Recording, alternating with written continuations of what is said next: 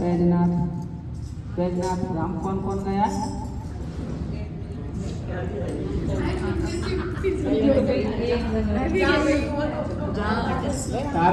पटना से भी आ गए।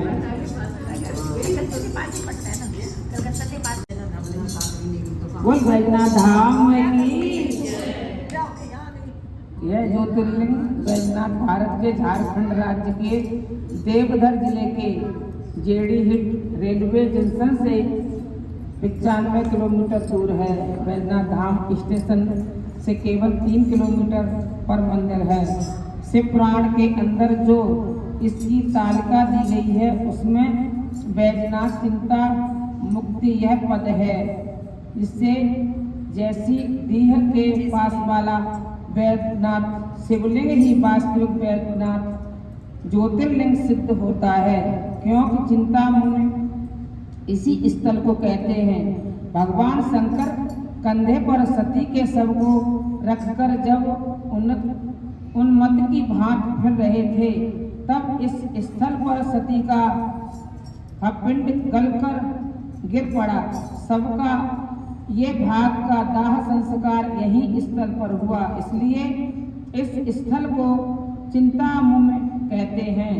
यहाँ पर भारत के 51 शक्तिपीठ में से एक गौरी मंदिर शक्तिपीठ की स्थापना की गई है। बैजनाथ शिव की स्थापना का इतिहास भी बहुत पुराना है। एक बार राक्षस राज रावण ने अमर होने के लिए हिमालय पर जाकर घोर तप किया। वर्षा अग्नि शीत प्रकोप से कष्ट सहन करने के पश्चात स्वयं अपने धड़ से सिर काटकर शिवलिंग को चढ़ाकर शिव जी की कमल पूजा की। तब शिव जी तत्क्षण प्रकट हो गए, रावण का सिर पूर्वतः कर दिया और कहा कि रावण, सोचा मत कर, मैं तुझे अमर नहीं कर सकता। फिर सोचकर रावण ने मनुष्य के सिवा मेरा सिर कोई भी काट न सके ऐसा वर मांगा।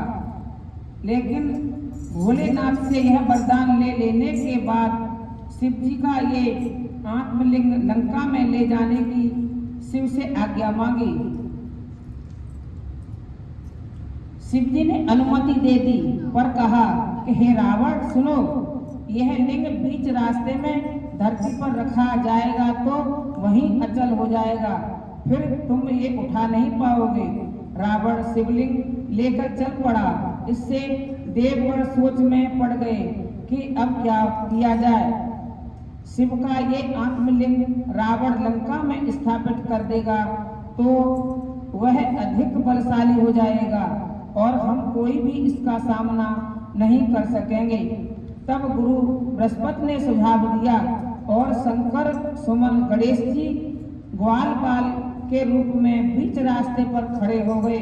आखिर वही हुआ जो शिव जी ने कहा था। रावण को यहाँ चिंतामणि में आने पर लघु शंका की प्रेरणा हो गई, जो वह टाल न सका।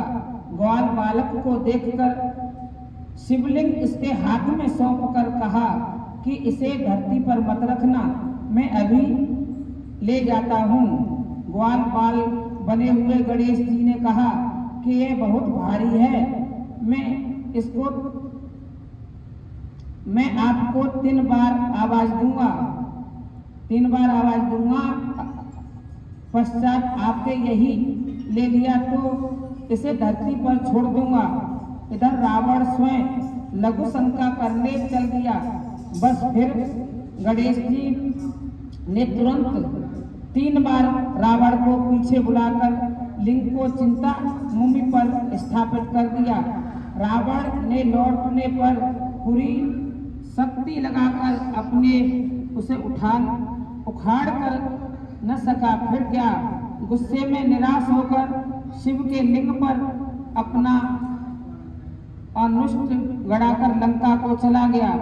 इधर ब्रह्मा विष्णु इंद्रादि देवता ने आकर शिव जी की पूजा की और अपनी महेच्छा की विजय होने से बैजनाथ नाम देकर अनिष्ठापूर्वक स्तुत करके स्वर्ण को लौट गए।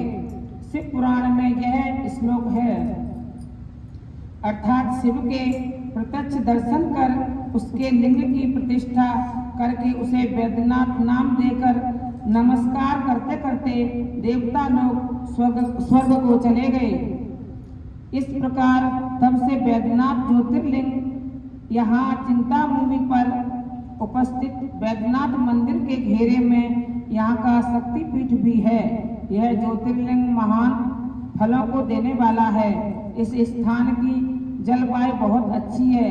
अनेक रोगी रोग मुक्त के हेतु यहाँ आते हैं। स्टेशन से थोड़ी दूर पर एक तालाब है जिसके चारों ओर पक्के घाट बने हुए हैं।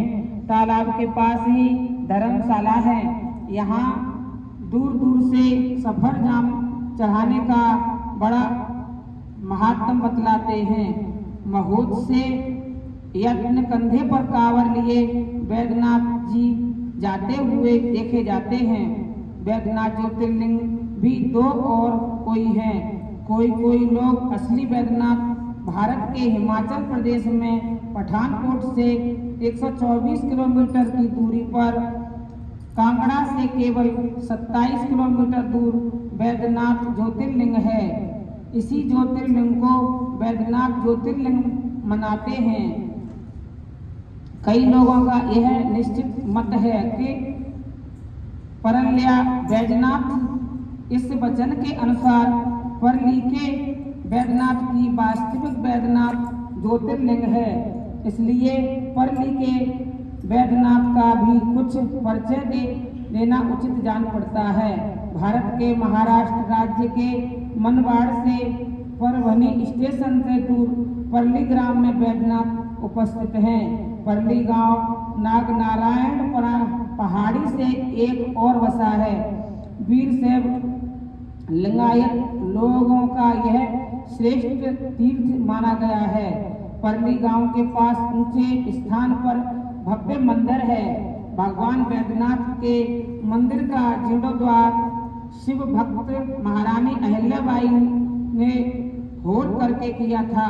शंकर भगवान यहाँ पार्थिव के साथ निवास करते हैं। यह दोनों का एक साथ रहना केवल परली में दिखाई देता है।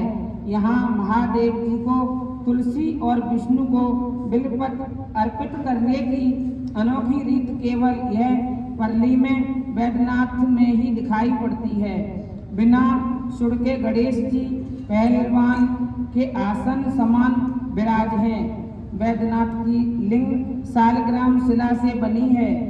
महाशिवरात्रि वैकुंठ चौदस त्रिपुरारी पूनम और सावन का महीने में वैद्यनाथ की पूजा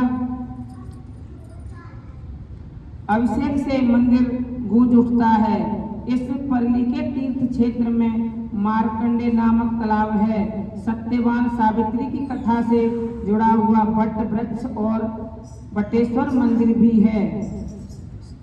बोल शंकर भगवान की जय, बोल वैद्यनाथ धाम की जय। धाम की मतलब जो वैद्यनाथ धाम का जो वो है जेल है, वो जेल का जो जेलर था उसका बेटा कहीं मतलब नेवी में नौकरी करता था। तो वह हवाई जहाज में जैसे जा रहा था तो हवाई जहाज क्रैश हो गया था।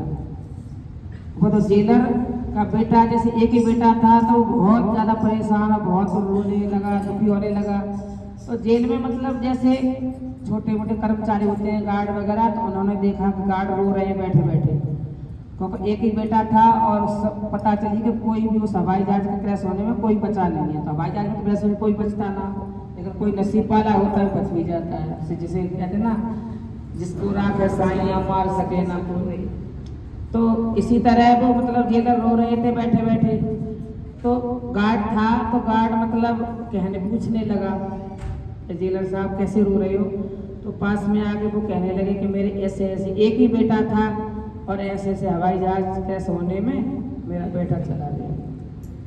तो वो कहने लगा कि तुम चिंता मत करो, मेरी कहने से ना एक बार वैद्यनाथ धाम शंकर जी का मंदिर यहाँ से पास में ही है, वहाँ चले जाओ आप। तो वो कहने लगा कि मैं मंदिर में जाके क्या करूँगा, कोई जिंदा तो होना जाएगा। तो बोले आप चले तो जाओ एक बार। वो सबकी बात मान के और वो बैद्यनाथ धाम मंदिर में चला गया। वहां जाके उसने भगवान के आगे, जैसे अब संसार के आगे रोने से तो कुछ भी ना मिलता, भगवान के आगे गया और बैद्यनाथ धाम की पिंडी पकड़ के और चिपट के खूब रोया। पहले तो मन करके जितना रोया उसने खूब रोया, और फिर उसने खूब रो रो के अपनी सारी बताई कि प्रभु मैं बहुत परेशान हूँ बहुत। लेकिन फिर दर्शन करके वो घर आया, घर आके वो सो गया। सोने के बाद उसे रात को जैसे स्वप्न आया, तो स्वप्न में बैद्यनाथ धाम के दर्शन हुए। शंकर जी ने दर्शन देते हुए कहा कि तुम मेरा जो शाम को, मतलब शाम को वहाँ पे उनका श्रृंगार होता है, जो गए हैं वो पता होगी कि बहुत ज़्यादा बढ़िया श्रृंगार करते हैं बैद्यनाथ धाम पर शाम के टाइम में। सुबह अभिषेक और शाम को श्रृंगार होता है।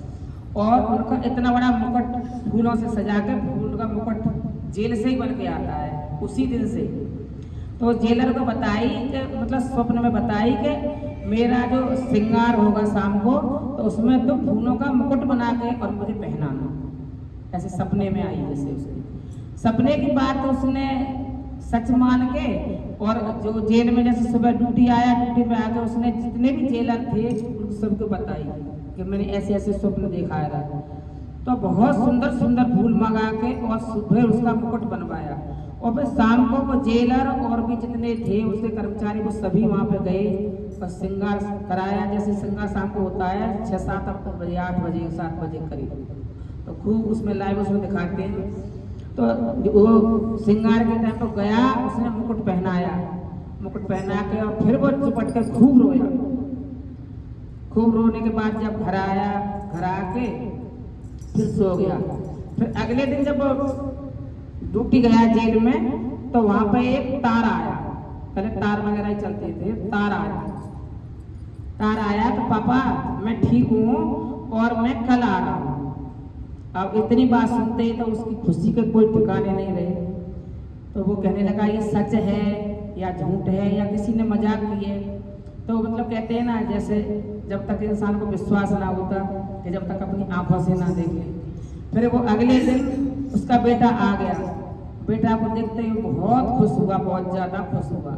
और अंग्रेजों के जमाने की ये बात है और आज तक का रिकॉर्ड है, उस जेल से ही बैद्यनाथ धाम का जो मुकुट है, वो बैद्यनाथ धाम का मुकुट जेलर बनाते हैं। जेल में जो कैदी हैं वो ही बनाते हैं, और रोज शाम के श्रृंगार के समय वो ही मुकुट पहनाया था। कितनी सालें हो गई कोई पता ना, लेकिन मुकुट वहीं से बन के आता है, जेल में से ही।